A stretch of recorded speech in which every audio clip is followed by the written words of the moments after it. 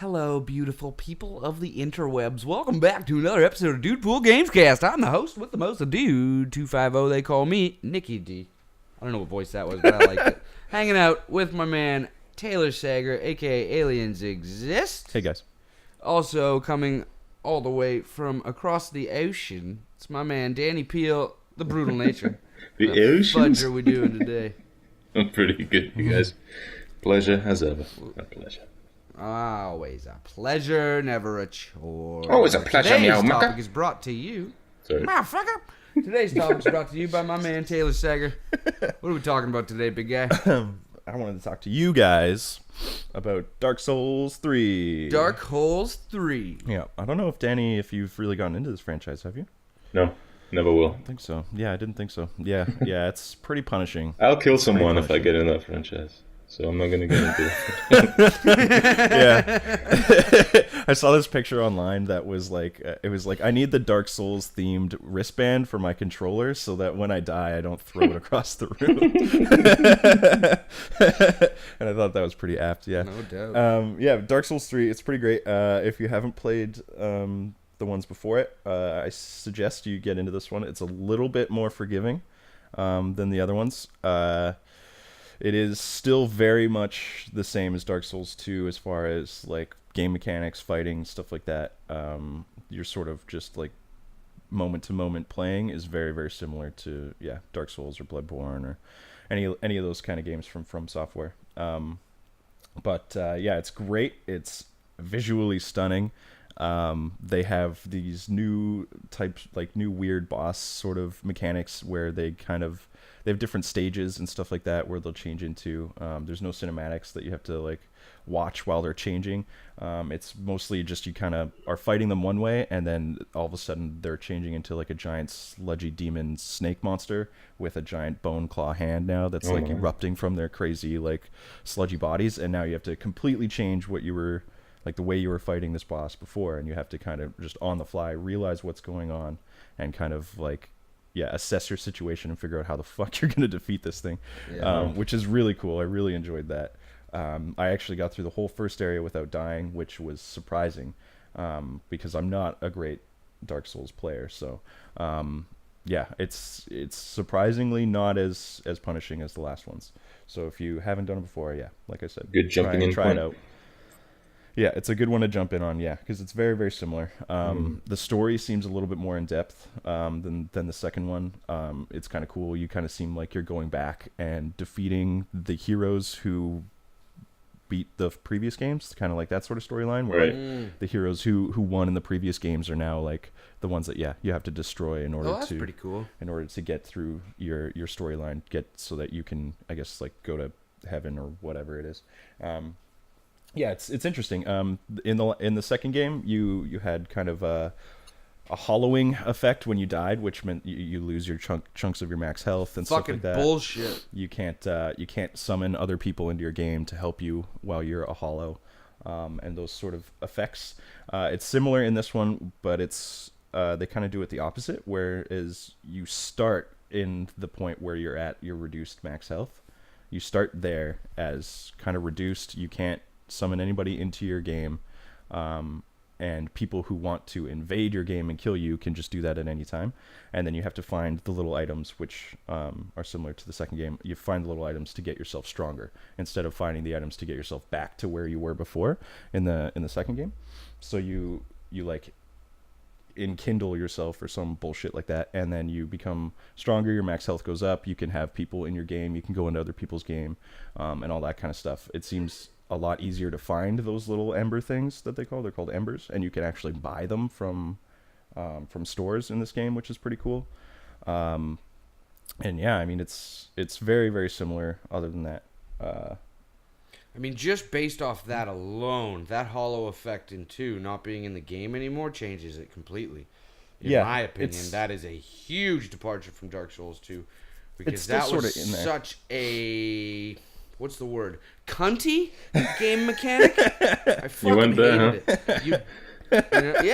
You fucking die, and it takes away a chunk of your life that you can't fucking get back until you use one of those fucking things, and there's a finite amount of them in the game, and then you basically just want to fucking kill yourself.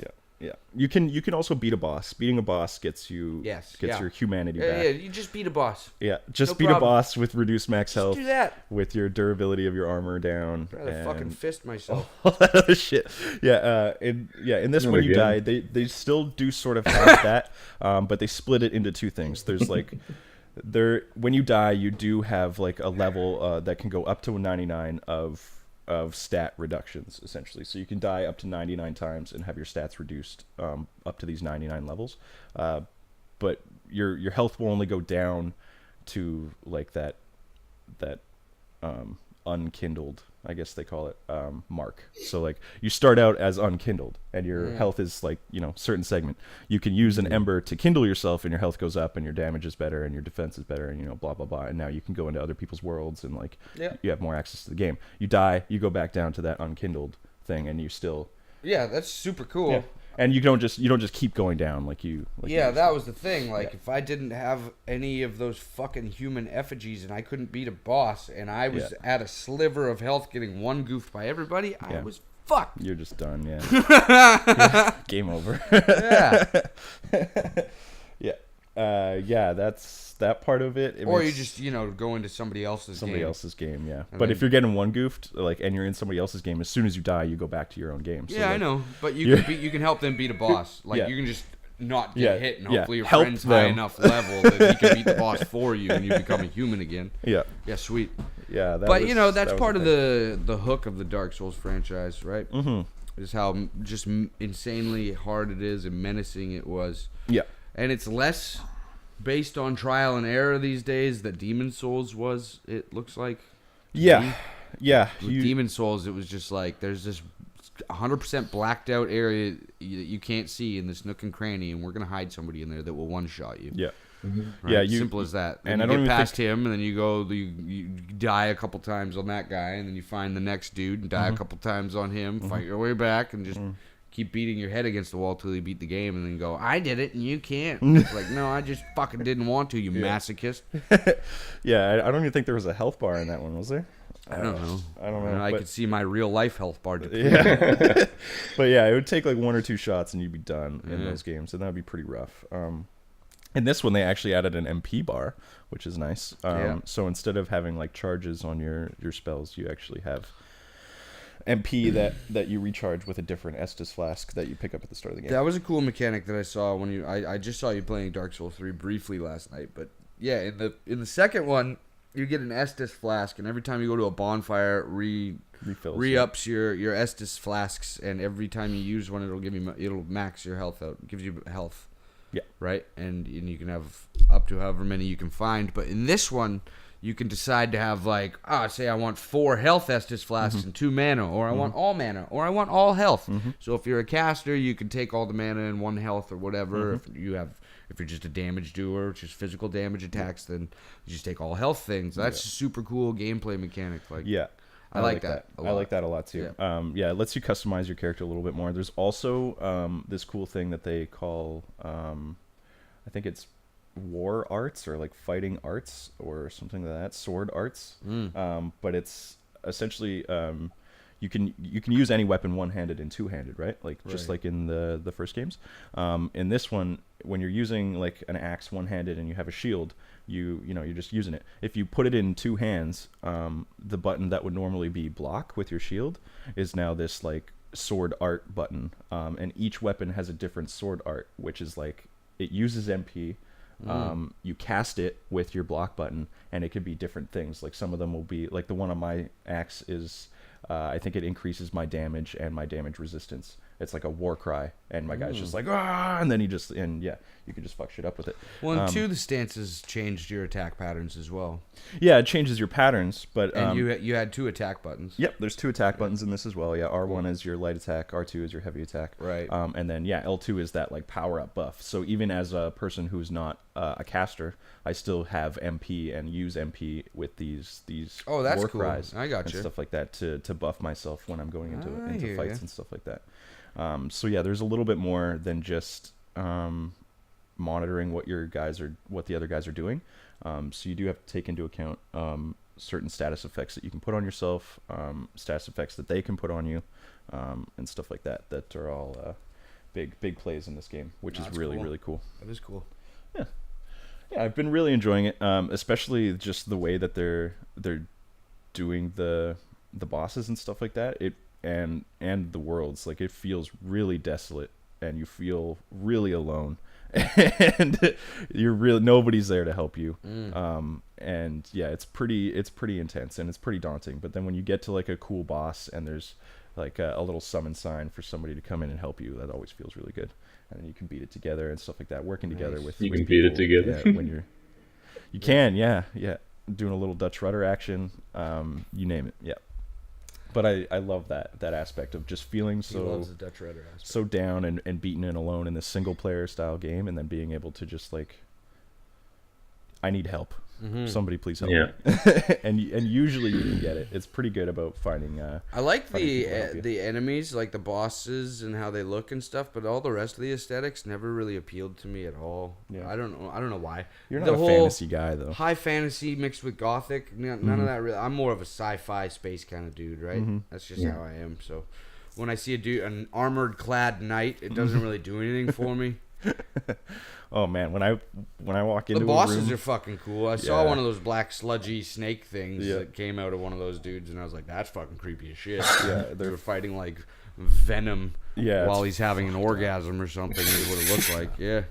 yeah, it's super cool. Yeah, it just like I fought this knight, and it was just like seeping out of the cracks in his armor, and it's just like covering his whole body, and then all of a Yeah. sudden this like giant bone arm, like huge motherfucking thing, just erupts out of it and Boom! comes right at you, and it's just Super like cool. scraping along the ground trying to Yeah. get you and shit. You're like, what the fuck? And I like, fuck, man, I've seen people's like late game characters, and they have like in Dark Souls 2 and stuff, they have giant fucking warhammers Yeah. and crazy clubs and just Yeah. giant fucking things that look super cool, but I'm not willing to put over 100 hours into the fucking game to get to there. Nuh-uh. You know, yeah, in the old ones, I definitely wasn't too stoked to ever, like, I never really wanted to go back and do that to myself. But with this one, I feel good about it. I'm like, Good. I want to go back and kind of figure these things out, and I feel like I can make progress. Whereas in Yeah. the other ones, I felt like I was not making. I'm that okay much with progress. like the what pissed me off in 2. I played a bunch of 2, but then Mm-hmm. I stopped. I never finished it. But like it wasn't fighting the enemies and the bosses. I was okay with that. It was the environmental shit that pissed me the fuck off. Rolling off walking an through all edge. the like walking through poisonous like gases, entire levels flooded with poison fields, Right. and I'm like, this is not a fun gameplay mechanic for me. I'm not having fun right now. Fuck you. It's like I'm just getting beat because I don't have the special potion to get through this fucking poison Right, field. right. And there's like 17 fucking enemies in the poison clouds. And it's like, oh sweet, this is gonna be great fun. Spending the next 2 days figuring this one out.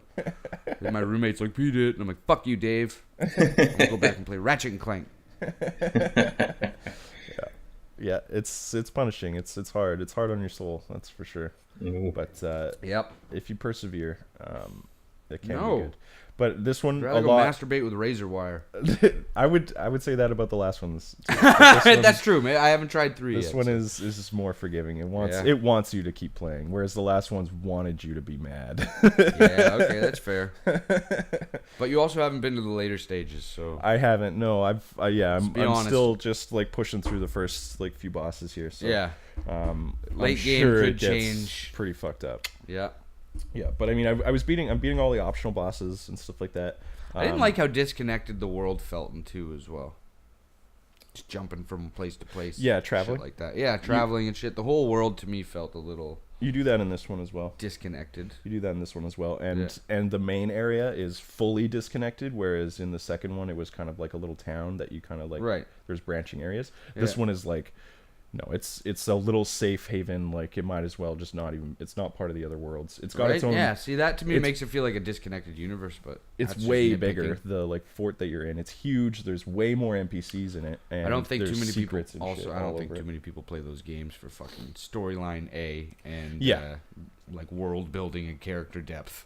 Yeah, I It's mean not something those games are known for. the story in this one is very similar than the second one. Like in the second one, you have to get 4 of these grand souls in order to link Right. the fires so that you can I don't know. So you can like you're good and you're fighting against the darkness, and this is just the way it goes. Yes. So you have to link the fires and start over the whole cycle again, where then the fires will get taken out, and then somebody else has to come in and link the fires again, and a bullshit like that. And then in this one, it's like you have to kill the 4 people who have linked the fires in the past, essentially the 4 Cinder Kings they call them, and then defeat them and cool that it's all connected. Get their crowns and shit like that. Cool. But neat. Apparently there's choices in the end of the game in this one, which they added in the expansion to the second one, where you can make the choice essentially of like restarting the fires and restarting the whole cycle again, right? Or you can just like you've got the 4 souls essentially, and you can save yourself with those souls. So you can just choose to be like, yeah, fuck you, I'm out of here. I'm just gonna save myself and just totally break the cycle. And yeah, it's pretty cool. So I like that idea in the story in this game, and apparently that's going to be a bigger thing. Whoa. But I don't know how many of those choices you're going to get, or if it's just going to be one like it was before, which is probably going to be what it is. Well, fuck, eh? Dark Souls. Dark Souls. Yeah. Any interest, Danny? No. It was a good chat, though, boys. It was a good chat. Oh, good. I thought I was going to turn you at the end there, Danny. No. I thought for sure by the end of this talk you'd be buying Dark Souls 3. No. I DD. had no thoughts that you were going to do that. Sir. No, it's not. I don't think it's your kind of game, Danny, which is fine. It's not for everybody. But I'm liking where they're going with this one, and I hope that they keep going in this sort of direction. If you're happy, I'm happy happy. right now. Cool. Thank you, Danny. Yeah. I don't think it's for me right now at $80. I've got too many other games to play right now. Yeah. And more games are coming, so by the time I finish those, I'll be playing the new ones, and maybe I'll pick up Dark Souls when it goes on sale for $40. Like that's how I got Dark Souls 2. Yeah. The remaster. Yeah. Yeah, I mean, so maybe one day. Yeah. If you like single player games, and you want a game that'll give you a lot of time, check out Ratchet and Clank. Do Dark Souls 3. Oh. Whoops. But yeah, if you like just playing through a game that's not going to kick you in the nuts every day, then maybe try Ratchet and Clank. Or give me a call. You can pay me $40, and I'll come kick you in the nuts at half price. One-time payment, though? I'll kick you in the nuts as many times as you want. Really? Man, that is a good deal. Deal of a ladies and deal. gentlemen. I accept Visa, PayPal, all that stuff. You just give me the card, and I'll walk away. Problem solved. I feel like this isn't cheaper anymore. It's a Ponzi scheme. And you get to kick people in the nuts. Yeah. Excellent. It's a great deal for me, man. Anyway, if you enjoyed this episode of the Dude Pool Gamescast, make sure you hit that like button. Don't forget to subscribe. Check us out on Facebook at facebook.com/official DudePoolGaming, on Twitter at DudePoolGaming, and in real life, I'm Nicky D, the Dude 250. That's Aliens Just Taylor Sager and Danny Peel, Brutal Nature. We'll catch you next time on the Dude Pool Gamescast, motherfucker. See you guys.